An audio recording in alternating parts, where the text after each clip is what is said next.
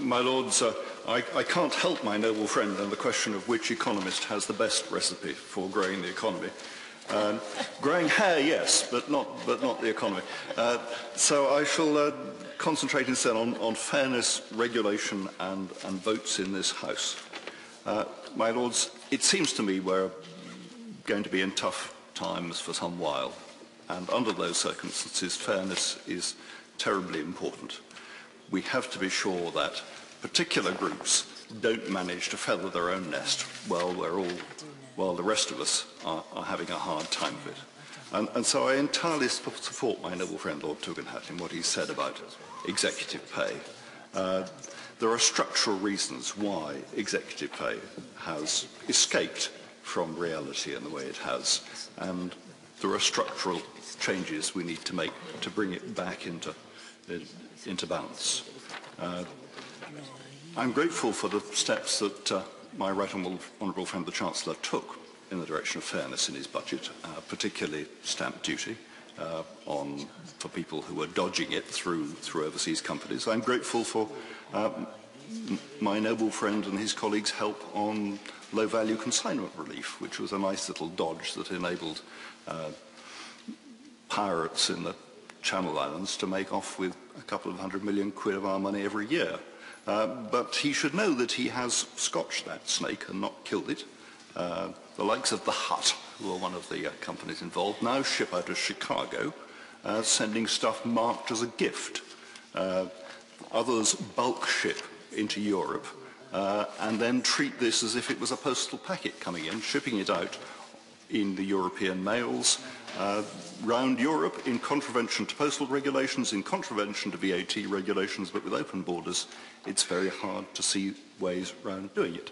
So I very much hope my noble friend and his colleagues will remain in close contact with Richard Allen and will use all his understanding and expertise to deal with the remnants of that particular abuse. We also need to deal with big companies who are getting away with not paying tax. Goldman in the news again the other day won't do. It's not fair. Something has to be done about it. My favourite bogeyman is Amazon. 7 billion of sales, no corporation tax. This is just taking the mick. The government has plenty of ways of pressurising Amazon. They are running a most unprincipled monopsony.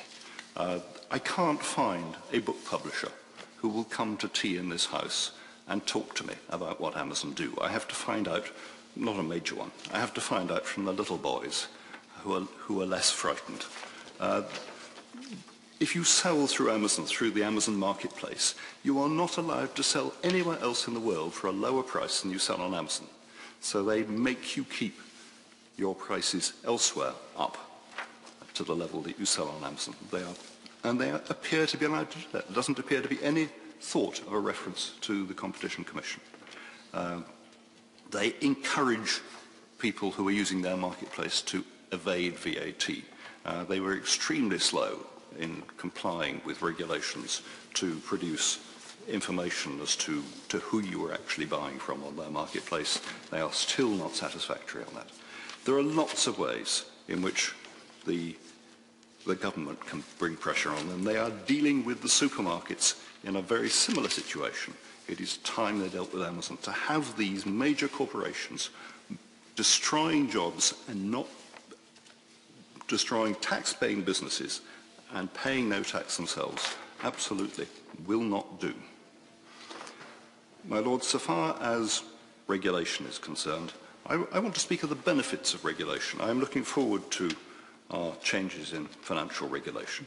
Investor protection has been a positive thing in this country, though sometimes over-enacted. But I want to encourage my noble friend to consider extending it, because once people get used to the idea of investor protection, they assume that investments they are offered in newspapers have some level of protection. But there's The Guardian, which ought to know better, a few weeks ago, with a supplement with pages and pages of advertisements for investments in tropical forestry. 18% compound for 15 years. My lords, these are total scams. The people who will make money out of this are the promoters, The uncertainties are enormously played down. The track records don't bear out the projections. A moment proper financial regulation would see these swept away, and yet the government allows it because technically they are not collective investment schemes. In any ordinary sense of the word, they're collective investment schemes in that there are a lot of people being herded into one investment.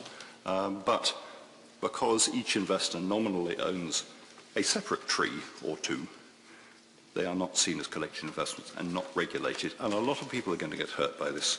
And the government really ought to tackle this and other schemes because we've got used to protection and we deserve it. The other area where regulation will do some good is in disintermediation.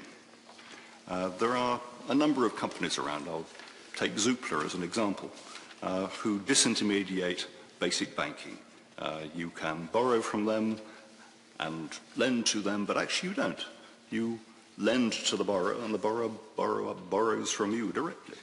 And you can get much better rates from them than you get from a high street bank if you are a lender and a borrower, because you are cutting out all the intermediary functions, and in particular, you are cutting out all the costs that come from banks having to carry capital, because you are doing away with one of those comfortable lies, which is that it is possible for banks to borrow short and lend long without carrying undue risk.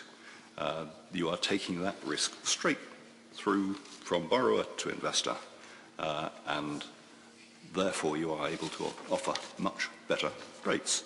But these businesses like Zoopla don't grow very fast and aren't very big. And one of the principal reasons for that is that they are outside investor protection. People don't know how these businesses are being run. They are not subject to any overt regulation. People have got used to safety. They want safety. These businesses are basically good, worthwhile, sensible, money-saving, growth-generating businesses, and they ought to be brought within the ambit of financial regulation so that people can trust them and use them as part of their ordinary scope of investments. The same applies to venture capital, applies to annuities, which one of my noble friends was on about earlier. If you have older people who want income and young people who want capital, matching those two can be done disintermediated. You don't need to go through the horrible arrangements we're going through at the moment based on gilt rates. And if we could extend disintermediation to collective investment, you would have a real attack on executive pay because people would be... I'm too old to be frightened by whips, I'm sorry. My lords, when it comes to votes in this House, we are a house of expertise, experience and independence, we tell ourselves. If change comes, that will degenerate and we will become a house of politics. Well, my lords, we're letting it happen. We are becoming more and more subject to the whips on all sides in this House. We are voting according to politics rather than according to our expertise. We are being freed from this by the government because the government has decided that it has no loyalty to us. It is prepared to sell us down the river for its own political ambitions. And so we don't have to have loyalty to it for a while. We can vote on the basis of our expertise and our understanding. I think that would improve the politics of this House. It would improve the performance of this House if what we sent back to the other end was not the product of political pressure, but the product of our own wise judgment. And I very much hope we will do that more in the coming year. My Lords, I wonder if I might turn your attention briefly to Northern Ireland and for a moment to Ireland more generally. 91